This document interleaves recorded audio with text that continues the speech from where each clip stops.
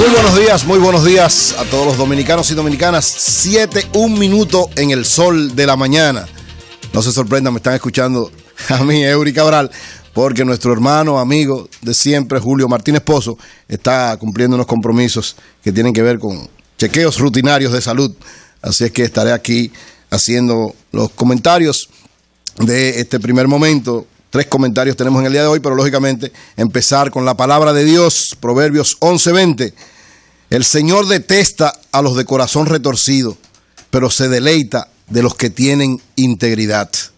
Palabra de la Biblia, que el Señor se deleita con los que tienen integridad. Un saludo especial a Antonio Espaillati, a su esposa Montserrat Espaillá, a Julio Martínez Pozo, a María Elena Núñez, Víctor Gómez Casanova, José La Luz, Melton Pineda, al equipo de 5 a 7, Yuri Rodríguez, Cristóbal de Chan, Humberto Paniagua, Andrés Martínez, a Helen Gila, Sonia Patiño, a Maurice, a Ibar, a Hansel García, a Yoba, a Rafael Díaz con su sección especial de deportes, Ramón Paulino de Santiago y Manuel González Tejeda Manegonte, nuestro catedrático del sector agropecuario, a todos los amigos y amigas, todos los hermanos y hermanas de todo el mundo. Antes de los 3 comentarios, quiero en primer lugar agradecer de manera sincera, de manera profunda, al destacado intelectual y comunicador Carlos Alberto Montaner, que estuvo con nosotros la pasada semana, que es un gran colaborador de este espacio, El Sol de la Mañana, porque en el transcurso del programa, su comentario del día de hoy está dedicado a nuestro libro Duarte, un hombre de fe y acción, y además hace una valoración de las que yo he oído más extraordinarias en torno a la significación del padre de la patria, Juan Pablo Duarte. Así que muchas gracias a don Carlos Alberto Montaner, y en el transcurso del programa más adelante ya estaremos poniendo este comentario de él. Y recordarle a la gente de Santiago que el próximo viernes a las 7 de la noche, viernes 11 de octubre, gracias a la gobernadora provincial Laura Toribio, estaremos poniendo en circulación la segunda edición de este libro en el Palacio de la Gobernación Provincial. Es grave, antes de nuestro comentario, es grave la denuncia que hizo Andrés Martínez hace un momento en el espacio de 5 a 7. Andrés Martínez denunció que en el accidente en que se vio involucrada la señora Sonia Guzmán de Hernández el pasado viernes, que se ha dicho que chocó y que tuvo algún problema y que está incluso interna, que hay una persona muerta, dice Andrés Martínez. Supuestamente un joven de 17 años llamado Yeury José Galvez fue chocado por ella y falleció. Así es que nosotros le vamos a dar seguimiento a esta información, que es una primicia que nos da Andrés Martínez, y nuestro equipo de producción encabezado por Helen le estará dando seguimiento para constatar que esto es así y entonces ver cuáles son las implicaciones que tienen esto. Vamos entonces a nuestro primer comentario. Miren, con la decisión del Tribunal Constitucional se ha creado una situación muy especial en la República Dominicana. ¿Por qué? Porque esta decisión va al centro de uno de los más importantes problemas que tiene el país desde hace muchísimo tiempo, que es la situación de los inmigrantes ilegales haitianos en la República Dominicana, de la comunidad que ha surgido de ello. Una cosa son los inmigrantes ilegales y otra cosa es la comunidad dominico-haitiana que en función de esa emigración ilegal ha estado desarrollándose en la República Dominicana. Como afecta a estos dos aspectos, ha creado una gran conmoción. Sobre todo porque tradicionalmente hay un grupo en los medios de comunicación, en los sectores intelectuales de la República Dominicana, que han estado teniendo una posición sumamente radical en contra de los haitianos y en contra de esa comunidad dominico-haitiana que se ha desarrollado en la República Dominicana, que aunque tienes orígenes haitianos, al nacer en la República Dominicana, de acuerdo a las constituciones anteriores, entendemos algunos, son nacionales dominicanos. Y para eso, a los que defendemos esa posición, nos han planteado que nosotros somos supuestamente pro-haitianos y nos endilgan que estamos actuando contrario al padre de la patria. Y oigan esto, yo quiero hacer una breve aclaración histórica, información histórica sobre cuál era la posición del fundador de la nacionalidad dominicana, que es Juan Pablo Duarte. Todo el mundo sabe que yo acabo de publicar un libro sobre Juan Pablo Duarte. Y de alguna manera siempre me llamó la atención en el proceso de investigación y desde que era estudiante de secundaria, la posición firme y clara de Juan Pablo Duarte sobre la nacionalidad y sobre los haitianos. Oigan lo que dice Juan Pablo Duarte del pueblo haitiano y de los haitianos. Lo primero que dice Duarte entre los dominicanos y los haitianos no es posible una fusión. O sea, el padre de la patria dice, entre los dominicanos y los haitianos no es posible una fusión. Algunos defensores de la posición más radical en este aspecto ven eso y dicen, míralo ahí, por eso él está en contra de los haitianos. Sin embargo, siempre mi pastor Rafi Paz dice que un texto fuera de contexto es un pretexto. Oigan completo lo que dice Juan Pablo Duarte.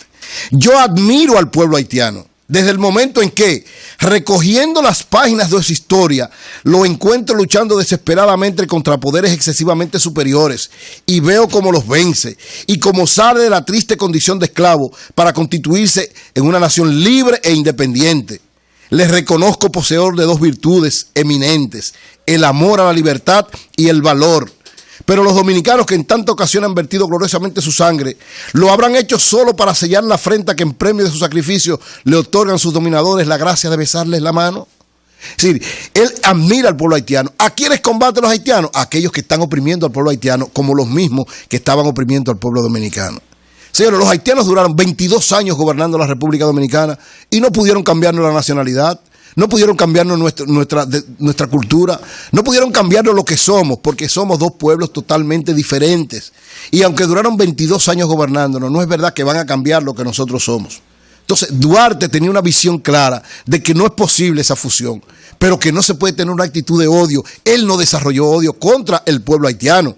Él enfrentó a los gobernantes haitianos que también estaban esclavizando a ese pueblo. Incluso en el año 1943, Duarte, muy inteligentemente, luchando por la libertad del pueblo dominicano, hace una alianza con el sector de la reforma, el movimiento de la reforma de Haití, que era un movimiento que estaba luchando precisamente para también derrocar a Gerard en Haití.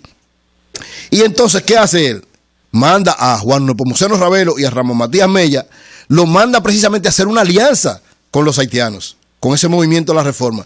¿Como una forma de qué? Como una forma de consolidar la fuerza en los dos lados, para liberar a los dos países, a las dos naciones. Todavía nosotros éramos una nación, no éramos una nación propiamente dicha, éramos un territorio gobernado por los haitianos, pero caminábamos a ser esa nación. Entonces, para fortalecer esa lucha que él hace, se alía con el movimiento de la reforma, o sea, se alía con los haitianos para consolidar su lucha en pro de la liberación de los dominicanos y de fundar una nación. Entonces, con ese espíritu que tenemos que manejar esta situación.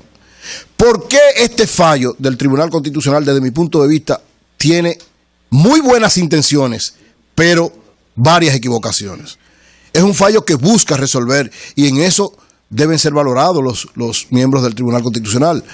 Dieron una decisión en función de un problema que casi todo el mundo le sacaba el cuerpo, es verdad, y en eso es loable este hecho. Pero a mí me parece que a la decisión del Tribunal Constitucional faltó sentido de justicia, sentido de actualidad y sentido de humanidad. Muchos dirán, no, el problema no es de humanidad, de nacionalidad. Mire, una nación que no está fundada en la solidaridad, en la humanidad y en el respeto a los nacionales y a quienes viven en ella, camina al fracaso. Así como nosotros los dominicanos, donde quiera que haya una comunidad de dominicanos que se instala, sea Estados Unidos, sea España, sea Panamá, sea Sudamérica, donde quiera que haya una comunidad de dominicanos que se instala, nosotros los dominicanos empezamos a pedir los derechos para ellos. Entonces, asimismo, para cualquier nacional que se instale aquí, que respete las leyes y que su descendencia de alguna manera sea parte de la nación dominicana, tenemos que exigir lo mismo. Muchos me dicen, no, el problema es que no es lo mismo Estados Unidos o Europa o Panamá, que son mucho más desarrollados que nosotros. El problema no es de desarrollo económico. El problema es de la realidad de lo que representa esto en términos específicos.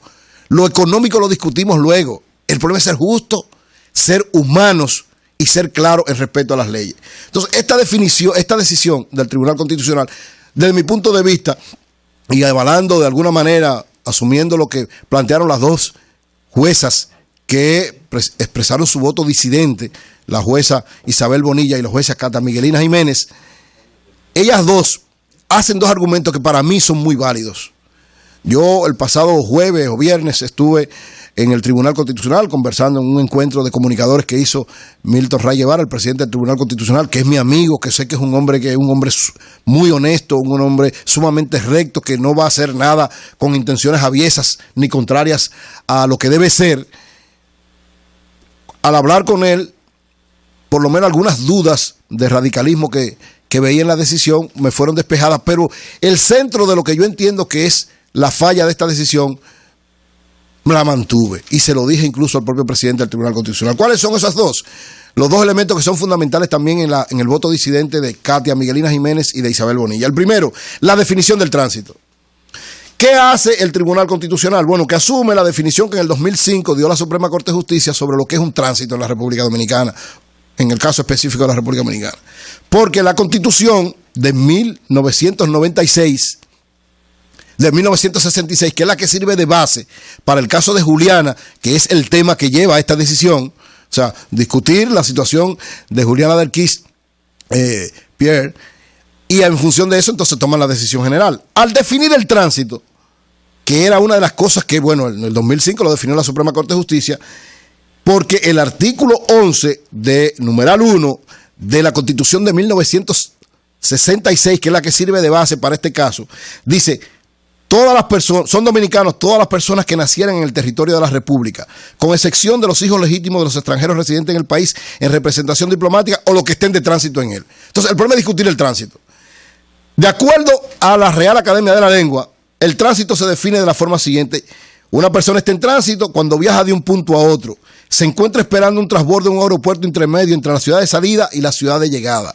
Y la ley de migración de 1929 también define el tránsito en la República Dominicana como alguien que entre 10 o 15 días está esperando para trasladarse a otro lado. Entonces, ¿cómo pueden definir como tránsito la situación de un grupo de personas que, aunque tienen origen haitiano, sus papás eran ilegales? La Constitución no habla de ilegalidad sino a partir del 2010. Sino ese grupo de 1929 hasta ahora, que creo que es otro error de parte del Tribunal Constitucional, empezar a hacer una investigación hasta 1929 de quienes tienen probablemente legalidad para quitarle o no la nacionalidad o autorizarle o no la nacionalidad. Entonces, si es partiendo de esa definición de tránsito, creo que cometen una injusticia, porque está muy claro definido el tránsito. Una persona que tiene 20, 30 años, sus padres residiendo aquí, nació en la República Dominicana por el jus soli, no están de tránsito, están ilegales, eso es cierto. Pero en la Constitución de 1966 y en las anteriores no habla de la situación de migración, la situación migratoria. Hablan del tránsito. Entonces creo que el Tribunal Constitucional comete un error definiendo el tránsito de esa manera. Y en caso de que asumiera la definición del 2005 de la Suprema Corte de Justicia, entonces viene el otro error que desde mi punto de vista se comete. Y es hacer retroactiva esa situación. Si la definió en el 2005 la Suprema Corte de Justicia, lo que debieron hacer fue asumir desde el 2005 hacia acá, no del 1929, sino desde el 2005 hacia acá, que todo el que naciera en ese momento, que tuviera situación ilegal, como lo establece la Constitución del 2010, entonces sí tiene una situación de no tener la nacionalidad. Pero si se van al 1929, están cometiendo una situación que va a generar graves problemas a la República Dominicana. Graves problemas en el país, porque hay una comunidad de origen haitiano pero dominicana que va a exigir sus derechos, y además a nivel internacional vamos a estar siendo condenados permanentemente. Ya la Corte Interamericana de Derechos Humanos nos ha condenado en varias ocasiones y lógicamente nos volverá a condenar. Hay algunos que dicen no, que la Corte Interamericana de Derechos Humanos no se puede meter en lo nuestro. Es verdad, la Constitución está por encima de todo, pero no, los países en estos tiempos tienen que estar vinculados a todas las naciones. Usted no puede estar al margen de eso. Entonces, tenemos una situación en la Corte Interamericana y debemos siempre discutirla ya. No podemos eximirnos de eso, ni ponernos como el avestruz a meter la cabeza debajo de la tierra. Entonces, por esa situación, saludo la posición del presidente Danilo Medina, siempre a tono como deben ser las cosas. ¿Qué hizo el presidente Medina?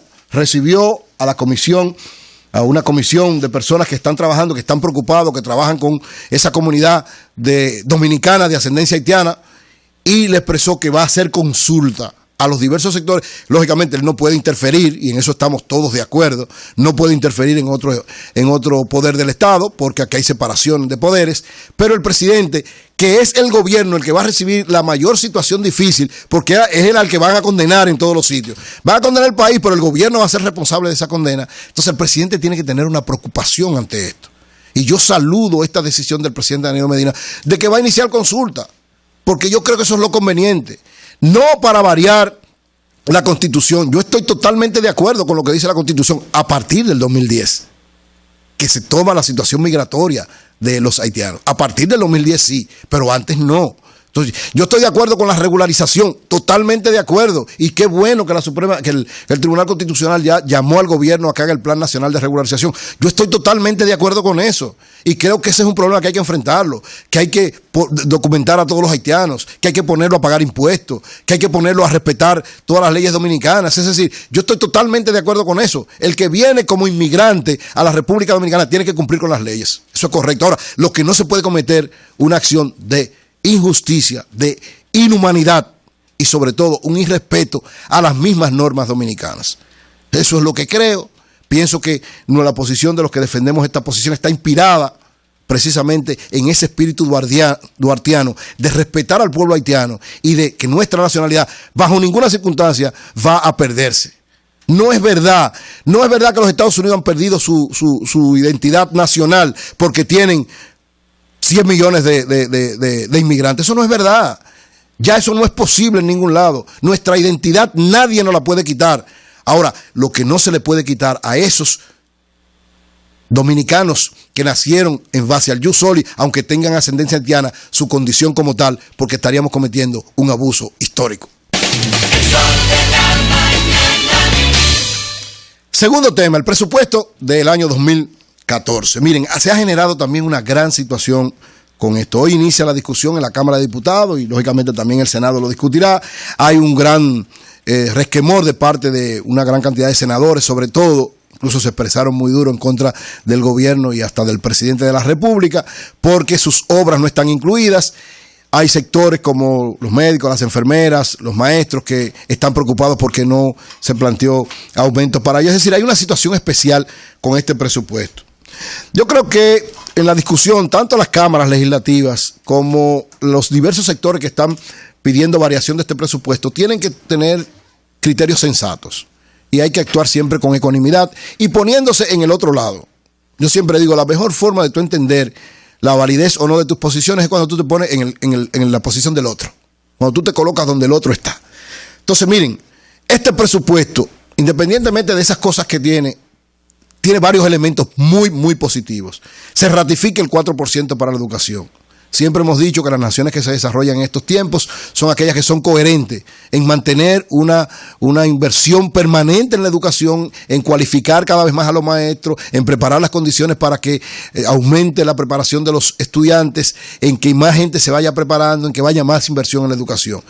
El presidente Danilo Medina es coherente en mantener el 4% de la educación, son 10.000 millones más, va a manejar alrededor de 105.000 millones el Ministerio de Educación y eso es muy positivo. Lo mismo que el aumento al presupuesto de salud, 2.000, 3.000 millones más al presupuesto de salud, lo mismo que el incremento a las políticas sociales. El gobierno ha sido coherente en aumentar las políticas sociales, en auxiliar a los sectores más desposeídos y que están excluidos para incluirlo dentro de todas las riquezas que se generan. Y lo mismo el incremento a SENASA, es también de alguna manera un aumento a la salud y a la posibilidad de que una gran cantidad de gente que también está excluida de la posibilidad de un seguro médico, lo podamos incluir. Entonces, en este aspecto, el presupuesto tiene una valoración muy buena. Claro, tiene serias limitaciones y eso hay que decirlo con responsabilidad. Serias limitaciones como un presupuesto donde usted el 42% va a ser para pago de deuda, de intereses y de subsidios. Es muy difícil. Es muy difícil desarrollar una nación en términos inmediatos, digamos. Usted poder invertir en una serie de cosas. Si de cada 100 pesos, ya 42 usted lo tiene para pagar deudas. ¿Es responsabilidad de este gobierno? No es responsabilidad de este gobierno. Esto lo heredó el gobierno. Incluso lo está manejando de la mejor manera. Pero eso es un baldón, eso es una situación que es muy difícil que lo pueda permitir caminar al ritmo que quiere caminar el gobierno dominicano. De cada 100 pesos, 42 van al pago de deuda, intereses y subsidios. Eso es una realidad que por más que quiera el gobierno, va a ser muy difícil de sortear y ahí tienen que tener un criterio bastante amplio y cuidadoso para manejar los otros recursos. La posibilidad de no aumentar salarios a sectores importantes del gobierno es una limitación bastante grande también, porque genera expectativas. Es decir, cuando tú tienes un presupuesto de 605.000 millones, tú ves que está creciendo el Producto Bruto Interno, que está creciendo la cantidad de ingresos del gobierno por leyes impositivas. Entonces tú dices, bueno, pero a mí me corresponde porque hay un nivel de inflación que por lo menos debe ser compensado. Y tienen razón los sectores que están planteando las cosas así. Hay una inflación que debe ser indexada, como decimos los economistas. Indexada es que si en los últimos 2 años no se han hecho aumentos, o 3 años, al sector privado creo que 3 o 4 años hace que no se le aumenta. Entonces, indexar quiere decir que el nivel de inflación que se ha hecho, usted lo pone, entonces, hay países que lo hacen de manera automática en el nivel salarial de los diversos sectores que tienen que ver con el Estado dominicano. El Estado ha dicho que no, o sea, el presupuesto dice que no es posible esos aumentos, la realidad del presupuesto plantea que no, pero yo reitero que el gobierno tiene que buscar vías alternativas y a algunos de esos sectores tiene que darle solución, tiene que darle salida. A los médicos hay que darle salida, a los agrónomos hay que darle salida, a los profesores que se le ha dado salida de alguna manera, mantenerle esa salida y entenderse con ellos. Es decir, el gobierno está en la obligación de eso. ¿La aspiración que tienen esos sectores va a ser así el incremento? Claro que no. Por eso es que hay que ser, por eso me gusta este estilo del presidente Medina. Llama a los sectores, discute con ellos y le plantea en concreto, miren, yo tengo esta realidad y busca opciones. El presidente siempre da opciones. Entonces, estos sectores deben ser también ecuánimes, cuidadosos. ¿Para qué? Para que se dé la mejor salida para beneficio del país, que el país debe estar por encima de todos nosotros. O sea, el país tiene que estar por encima de cada uno de los intereses de cualquier sector. Y el país lo administra el gobierno. El Estado dominicano lo administra el gobierno, lo administra el presidente. Si hay que ir donde él o alguno de los ministros, hay que ir con un espíritu de apertura. Es decir, no es la aspiración de lo que yo tengo, es lo que es posible. Ahora, algo debe hacerse. Tiene que haber algún nivel de aumento salarial para los diversos sectores que tienen que ver con el Estado dominicano. Es cierto que hace tiempo que debió compensarse y, lógicamente, este es el momento. El gobierno tiene algunas entradas extras. Lógicamente los tendrá para algunos casos. Yo sé que el dinero que va a entrar por la Barrigol ya está delimitado, sobre todo para acciones sociales, pero yo creo que el aumento de esos sectores de alguna manera también es una acción social y se corresponde con el planteamiento del presidente. ¿Cuál es el planteamiento del presidente? Que cada vez más la gente tenga posibilidad de ingresos para que se pueda tener mayor capacidad de consumo y por vía de consecuencia haya mayor crecimiento y movimiento de la economía. En la medida en que usted aumenta salario, siempre he dicho eso como economista, porque hay algunos economistas que dicen, no, los salarios lo que generan inflación. No es verdad. Los incrementos de salario lo que generan es más capacidad de la gente de consumir y por tanto más movimiento de la economía. Lógicamente no irracionales, sino ajustado a una realidad, y por eso creo que el presidente, ese espíritu que tiene de conversar con todos los sectores, debe mantenerlo, el gobierno explicarle claramente, pero debe hacer un esfuerzo el gobierno para aumentar a esos sectores que lo necesitan en estos momentos.